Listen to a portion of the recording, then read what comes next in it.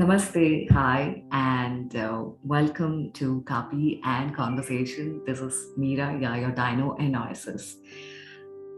What is that we keep thinking about? We keep thinking about so many things. Could be few thoughts, or it's just a thought. It just keeps flowing, and few we just keep giving, an image to it, an outcome to it.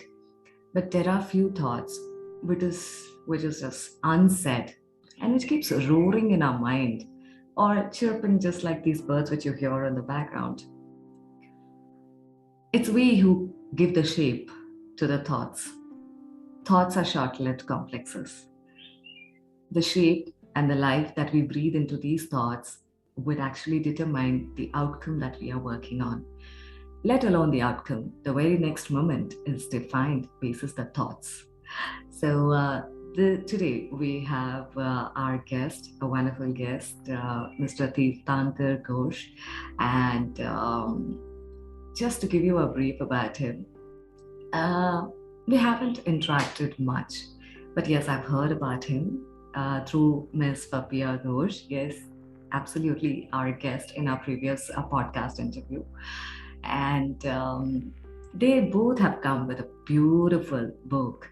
That's why I've been talking about thoughts and what kind of thoughts that we weave in our mind. Okay, I would just pause over here and invite Tirthankar to share about him. Hi, Tirthankar. Welcome to Kaapi and Conversations over here. Thank you, Meera. I'm a finance. I recently graduated from Salisbury University in Maryland, USA, and I'm a finance student with an accounting minor. But creative writing has been a passion for me for a long time. I've been writing since the age of 14, and and as you mentioned, my mom is also a poet, and what I have done is I've compiled both my short stories as well as her poems into this wonderful book called Weaving the Unwoven, and it's available right now on notionpress.com, on Amazon, and on Flipkart. The title says a lot. Weaving the Unwoven. Do you want to add few points? I mean, you want to share something about this title that you have? Yeah, so the Weaving the Unwoven we saw it in two different ways. It was my mom's literary poems and my coming together to be one product, and essentially my mother's poems complement my stories. It's written in such a way it looks like it's one simple tapestry of emotions and cartwright and joys and our pain, turmoil, everything. It feels as a one tapestry of emotions. So that's how we thought it. And the other parts where all the different thoughts and or slices of life we go through, they are so disparate, but together, all these different experiences, good, bad, medium, some shocking, some very joyous, they come together, and it creates a life, and it's a life, and I think a life that is worth telling to others and worth exploring. And this is why we decided to name our book Weaving the Unwoven.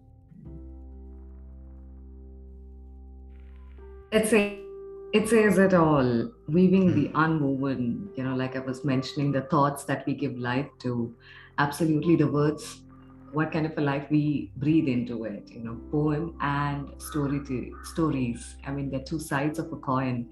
And what has been your experience writing stories or poems? I mean, is it something that you developed recently? But somewhere I feel this should have been there always with you. Yeah, no, as I mentioned, I started writing stories since I was 14 years old.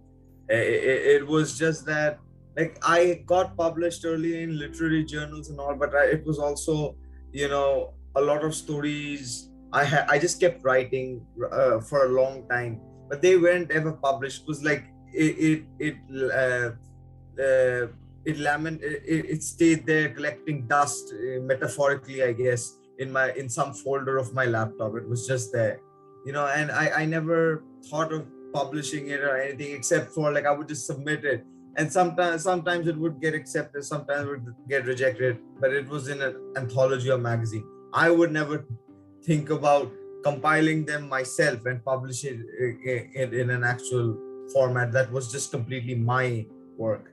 And this is something I changed with this book, Weaving the Unwoven, because this and the entirety of this is mine, not a part of an anthology, not a magazine where an editor has decided to just take my story and change it to fit the theme. But this one is mine, where all different themes of whatever I've written about, and I've written about life, about hopelessness, about adventure stories, murder thrillers, all sorts of things, slice of life, and all of them have come together so that the reader gets a taste of everything.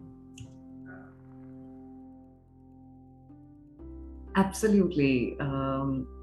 Reader gets a taste of everything. So aptly said. So you were mentioning about submitting your anthologies or the work to the literary. What do you say, to literary houses or to the publishers? What was rejection? You mentioned about getting rejected. Dealing with rejections is such an important thing in life, and I think every child, I would say for an adult from the childhood, they should have should have faced rejections, because if they don't face rejection, it's really difficult. What is your take on this? When your work got rejected, how did you deal with it? I never I recently, in fact, I submitted a story recently, which is not included here, for 3 literary magazines, and I got rejected by 3 of them. So sometimes, you have to realize, like, it has nothing to do with you, but it sometimes is just what it is. With the maybe the editors had a different vision. Sometimes when they compile this book or compile this edition, they have a certain theme in mind. And even though they might have liked your writing content, they just didn't. They maybe didn't fit the theme of that particular edition. So they are like, okay, let's just reject it. And sometimes I have sent the same story to different competitions at the same time. It used to get not selected in one of them, and it got selected somewhere else. So it's a matter of finding your audience, and also at the end of the day with art, it's like, there's always constant room for improvement. So if it's, the best way is to not get sad with the rejection, because in art you always will, and in life you will need to, everything you need to keep improving. And always, but do get a mentor, a close mentor who you trust. Mine is Risha Wahi, who is my creative writing teacher, as well as my mother, who will give you unadulterated feedback. And I give my feedback myself, a group of 4 or 5 people who you trust, because you do need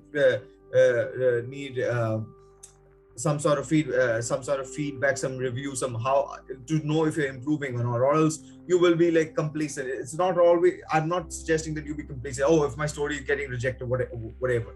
Maybe you might have to think about things about there might be ways to improve my story, make it fit, and everything. And this is true for everything else. Even if you give an exam or something, or whatever, job interview, we always go, there are coaching centers, there are all these things. So there are processes, institutionalized processes, but for art, there's not such an institutionalized process, except for at the critic level or everything, where they just crush you completely, because they do not have any concern for your feeling. They just say, no, this is just bad.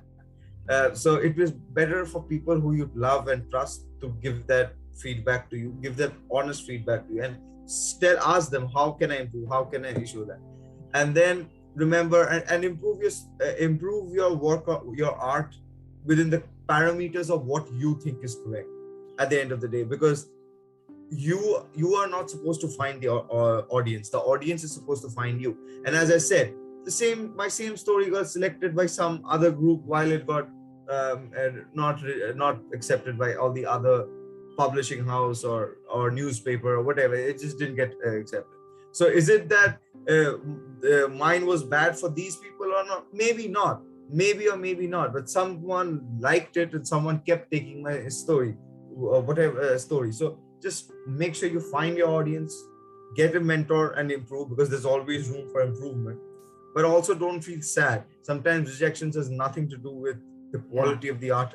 It's just, it is what it is.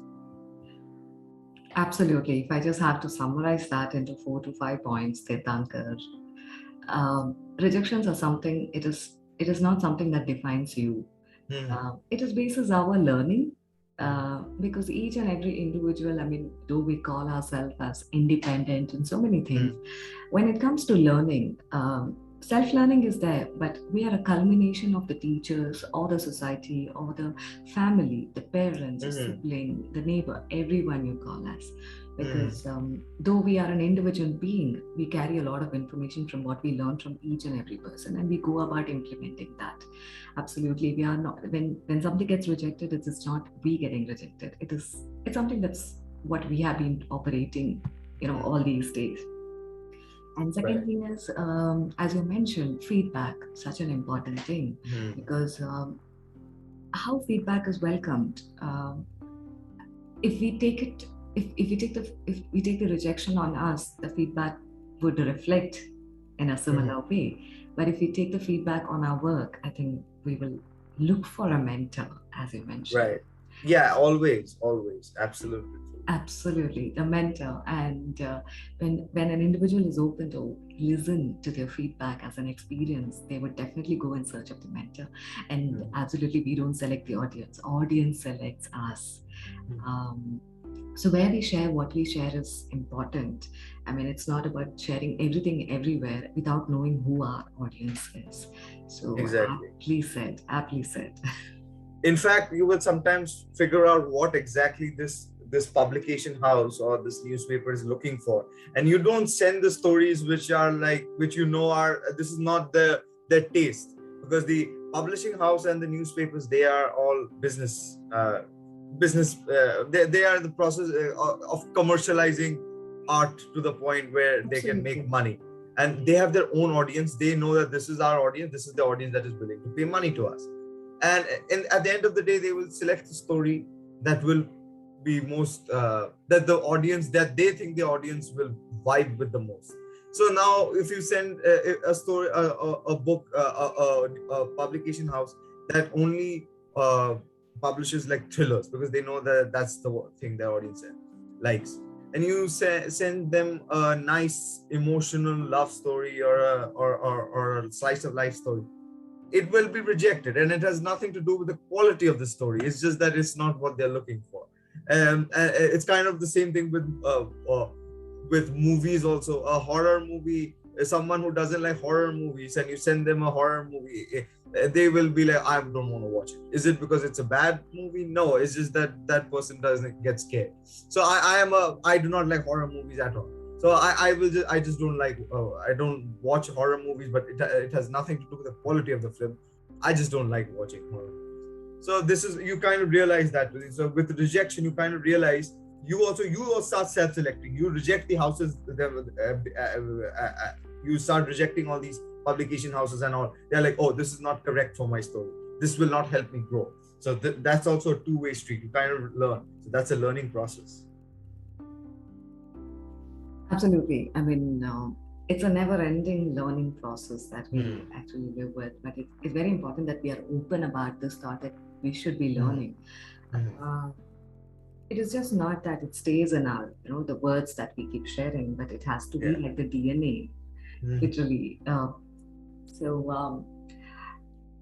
Like it was just few minutes, and those 5 points are such an important thing. So let me, this is one favorite question of mine. I ask,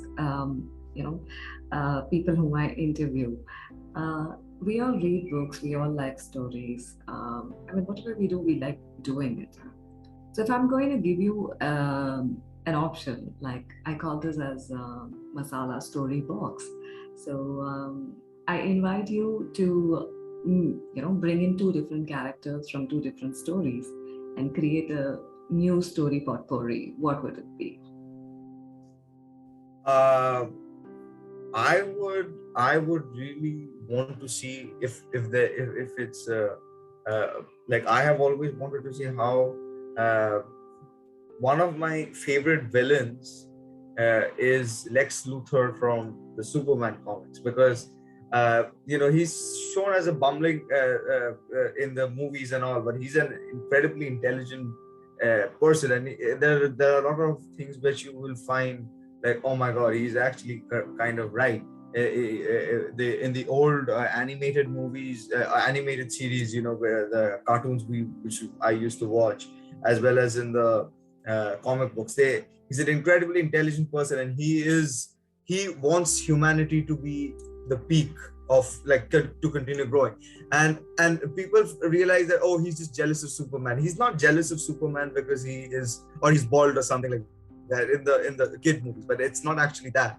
And it's actually because he thinks Superman as a being that kind of alien who kind of is superior to mankind in every way. He realizes that the presence of Superman kind of diminishes mankind's ability to continue evolve, and I think that's a very altruistic process. He is egoistical, but he's also the best, one of the most intelligent people in the comics. So I would suggest he doesn't really have a superiority complex. He just is. He has a very good ability, good understanding of his ability. So one of that, and I want him to interact with one of our characters from our mythologies, Krishna, who is also a very he was a definitely good warrior and everything, but I think one of his biggest he was one of the most cerebral avatars of Vishnu and everything. He was not, he like Ram and everyone, they had a lot of martial feats, like a lot of they were very good in archery and all those strength. There's a lot of each and every one of them. But Krishna, while he did have a lot of strength, a lot of feats which are like, okay, they're like based on strength, a lot of achievements are based on martial prowess and everything, but his mind was his strongest weapon. And the way he navigated society, using people, playing people against each other, and guiding the Pandavas through a win, when they were very disadvantaged, by the way. If you read the epic in its entirety, you will realize that they were vastly outnumbered, and it was just through tactics that was given by him that they won.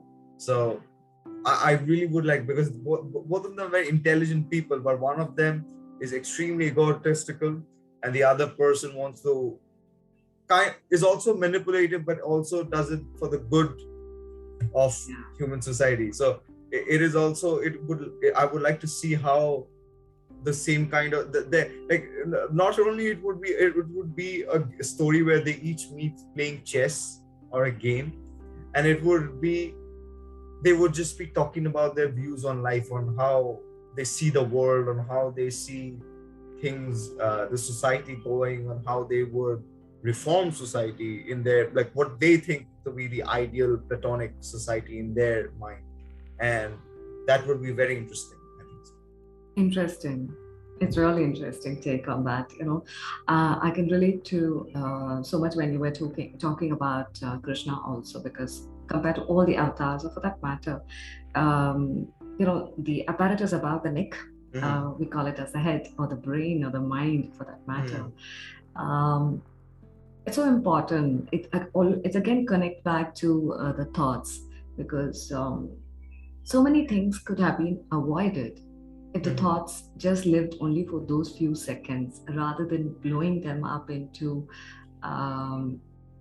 few emotions, which is not going to help anyone. And I'm sure Krishna worked in a similar line.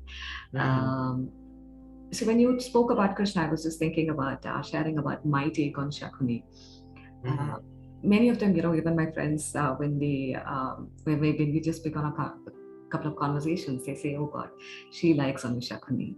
But the thing is, my favorite character is Shakuni.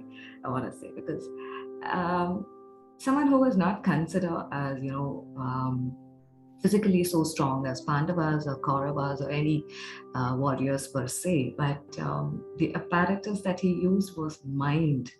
Um, because if the same thoughts were channelized in a good way, might be today Shakuni would have been praised. We may never. Yes, yes, absolutely. And the thing was, he unsurprisingly he caused the most amount of damage, because if it wasn't for him, this confrontation wouldn't have happened. So true. That's a very reason, somewhat. I've been researching a lot about Shakuni, as in I've been reading a lot. Mm-hmm. And in fact, I've been writing about that also. I call it as Shakuni, a mystic and an excellence. Definitely his thoughts, what he sowed in Duryodhan's mind, for that matter, for Mm-hmm. his sister, it's mystic, and probably if they were routed in a good way, it could have been an excellence. We may never know. So whatever we do, I mean, it again boils down, or we pin it to the thoughts and the words. um, Tirthankar, before we end the show, I would want you to share with our current generation, or to children, or anyone per se. Um, when we talk about writing, it could be a story or a poem or anything that we write. How should we go about, as in dealing with the rejections, or how do we take the book? Because many of them, writers think once they submit their manuscript and they publish it, the job is done. But somewhere what I feel is that's actually only 20 to 30%. The real job is after publishing, and many of them leave it halfway over there. So I Oh, would right, want you to yeah. share with our listeners or to the viewers on that. uh, Absolutely, you're correct about it's only 20 to 30%. So um essentially, look, the thing is, yeah, the audience finds you, but you also need to make sure it is your book is, you need to, first of all, you need to market it to your friends and family. That's your first line of marketing. um, Marketing it on all sorts of social media, on LinkedIn, on Facebook, on Instagram, on Twitter, everything. You need to market there. Now Instagram now allows links in your story, so stories is one of the best ways to make sure you can put links up. And you need to first now Instagram is also allowing sharing links via story, so that's a good way to do it, because there you can just click directly and go to the the Amazon or Flipkart or Notion Press is a publisher, so that you have to plug your story, you have to explain your book, whatever you need to do that. Also nowadays publishers, it's very difficult, because since with self-publishing, what it has done is a publisher is you will find unwilling to give you the like a never published author before, where they are unwilling to give them the time of the day, and it has nothing to do with you. It's just that the readership in India and everywhere globally is going down, and with ebooks and everything, and with easier self-publishing, people just find it to be free. It's free now. Notion Press and Amazon and all these things. You need to make sure the PDF and everything is done yourself, but it's at the end it's still free, or you can pay a certain amount of money and they can make sure that the cover and everything is done. So the barriers of entry are kind of lower, but also higher in a lot of ways, because if a publisher is not publishing you, then you also have to make sure you market it on your own. So there are things that you need to be aware of and make sure. And again, it has nothing to do with your quality of writing. It's just that it's a business decision, remember that. And it's also like if you are working somewhere while also writing, instead of being a full-time writer, you have to understand that you're doing it because for economic reasons, and it's not because you're not a good writer. You're doing it because you need to feed yourself. So it's the same thing with publishers nowadays. Most of the publishers, Macmillan, Penguin, everything, you will see they're publishing textbooks, and because textbooks are a requirement, they need to sell. But with storybooks, and poetry books and everything, it's if the audience likes. So if an author is already good and has self-published and has attracted an audience, then the publishers are much more willing to publish the second book, or even take the second reprint of whatever of the first book that was, and then publish it. So it has nothing to do with you have to consider when you're selling a book. You also have to look at your work of art as a dispassionate commercial product. You have to. It is very difficult to separate that. But you have to consider your book as a disparately commercial product that needs to be hawked. Like any other good and everything, it needs to be hawked. You can't feel, oh, my work is a work of art. It's the best poetry book ever been written in this side of, but you can't feel that. You need to tell people that, and you need to make sure that they read it. And only once you show a little bit of track record will publishers be willing to work with you commercially, because they are at the end of the day in the business of making profit. They publish books, but they are just like any other business house where they make a profit, and they will be selling the product that makes the most amount of money.